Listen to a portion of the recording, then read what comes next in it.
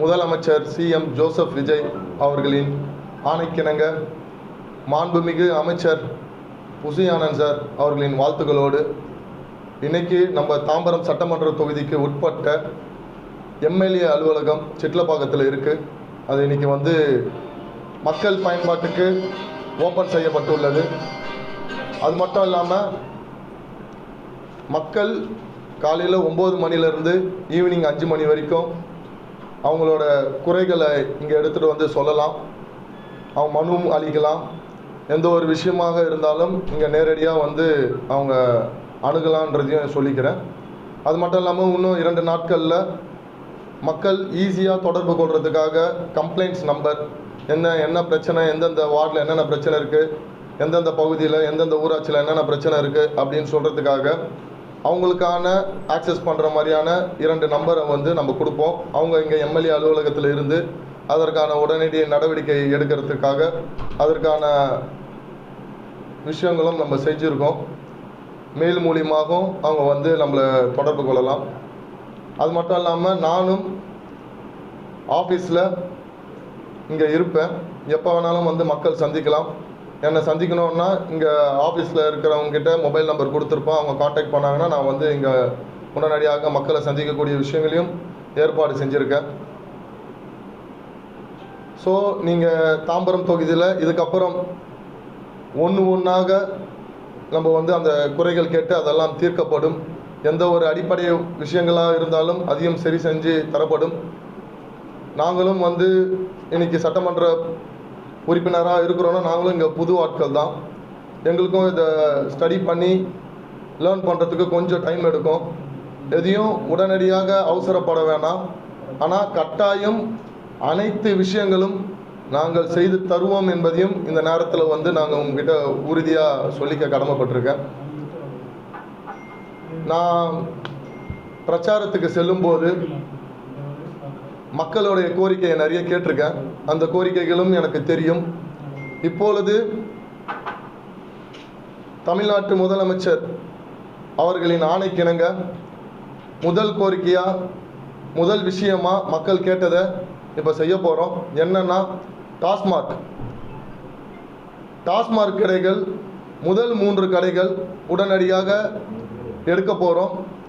அது வந்து மக்களுக்கு ரொம்ப அச்சுறுத்தலாகவும் மக்கள் பாதிக்கிற விஷயமா இருந்த முதல் கடையாக தாம்பரம் சட்டமன்ற தொகுதியில் மார்க்கெட்டில் இருக்கிற தேவாலயத்துக்கு எதிரில் மார்க்கெட் செல்லும் வழியிலையும் பேருந்து செல்லும் வழியிலையும் ரயில்வே ஸ்டேஷனுக்கு செல்லும் வழியில் இருக்க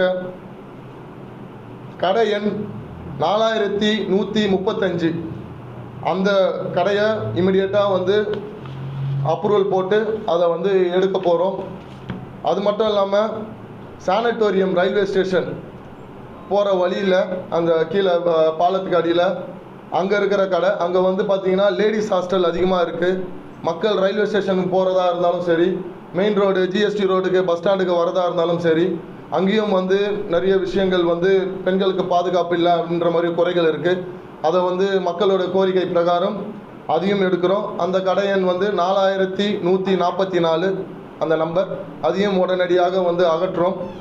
அது மட்டும் இல்லாமல் தாம்பரம் சானிட்டோரியம் மெப்ஸுக்கு எதிரில் அந்த கிராசிங் படிக்கட்டுக்கு கீழே அங்கே ஒரு கடை இருக்குது. அங்கேயும் வந்து பெண்களாக இருந்தாலும் சரி, மெப்ஸில் வேலை செய்கிறவங்களா இருந்தாலும் சரி, ரயில்வே ஸ்டேஷனுக்கு போகிறவங்களா இருந்தாலும் சரி, பஸ் ஸ்டாண்டுக்கு போகிறவங்களா இருந்தாலும் சரி, அங்கேயும் வந்து அந்த கோரிக்கையை சொல்லியிருக்காங்க.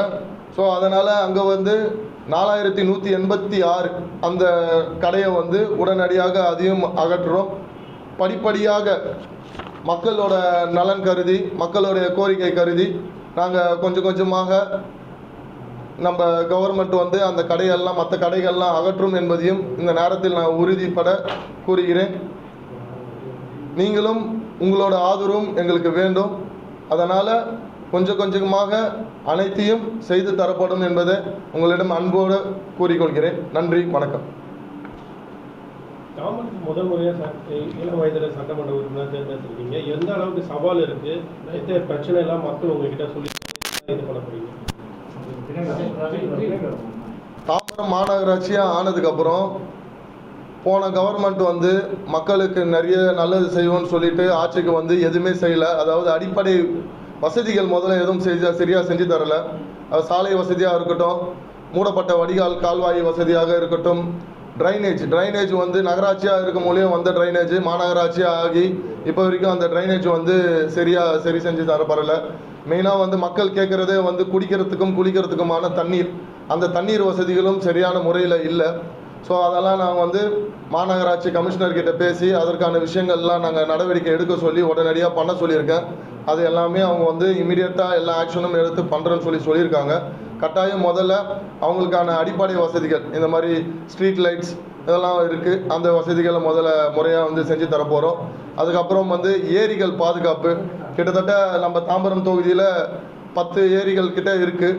அந்த 10 ஏரியிலையும் நல்ல முறையில் ஒன்றா படிப்படியாக தூர் வாரப்பட்டு, அதாவது நம்ம நிலத்தடி நீரை நம்பி இருக்கிறதுனால நம்மளோட மண்ணிலேயே நம்ம அந்த நிலத்தடி நீரை உருவாக்க போகிறோம். சரிங்களா? ஏன்னா மற்ற தொகுதியில் அப்படின்னு தெரில, இங்கே ஏரிகள் அதிகமாக இருக்கக்கூடிய தொகுதி தான் நம்ம தாம்பரம் தொகுதி. அதனால் ஏரிகள்லாம் நல்ல முறையாக வந்து தூர்வாரப்பட்டு எல்லாம் நல்ல முறையில் அதை வந்து பராமரிக்கப்படும் என்பதையும் நம்ம இந்த நேரத்தில் தெரிவிச்சுக்கிறோம். அது இல்லாமல் அரசு மருத்துவமனைகள், சுகாதார மையங்கள்லாம் நல்ல முறையில் நல்லா சுகாதாரமான முறையில் நல்லபடியாக டாக்டர்ஸ் இருக்கிற மாதிரி அந்த விஷயங்களும் நம்ம செஞ்சு தரப்போகிறோம். ஸோ மேல்கட்டு அதுக்கப்புறம் மக்கள் என்ன நல்ல கோரிக்கைலாம் சொல்கிறாங்களோ அத்தனையும் நம்ம நிறைவேற்றி செய்யப்போம். Okay, thank you.